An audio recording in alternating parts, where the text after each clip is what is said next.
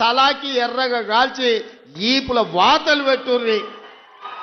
ఏమన్నా తెస్తే తీసుకోండి, ఏమన్నా ఇచ్చినా తీసుకోండి, కీసలలో లాగులాలు ఏమన్నా ఉంటే అది కూడా తీసుకోండి. మందిని ముంచిన సొమ్ము మస్తుగా ఉన్నది వాళ్ళ దగ్గర. ఒకనొక్కడు ఎకరాలలో ఫామ్ హౌజులు కట్టారు, పెద్ద పెద్ద బెంచ్ కార్లు కొన్నారు, గంజికి గతి లేని వాళ్ళు కూడా. అవన్నీ మనల్ని ముంచిన సొమ్మే, మందిని ముంచిన సొమ్మే.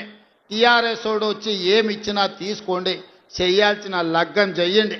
మన అసెంబ్లీ ఎన్నికల్లో ఎట్లయితే మిర్యాలగూడల 40-50 వేలతోని లక్ష్మారెడ్డిని గెలిపించారో, పార్లమెంట్ ఎన్నికల్లో రఘ్వీర్కి 5,60,000 ఓట్ల మెజారిటీ ఎట్లిచ్చిండ్రో, ఇవాళ అదే విధంగా నల్గొండ జిల్లా ప్రజలు కాంగ్రెస్ పార్టీకి అండగా నిలబడండి.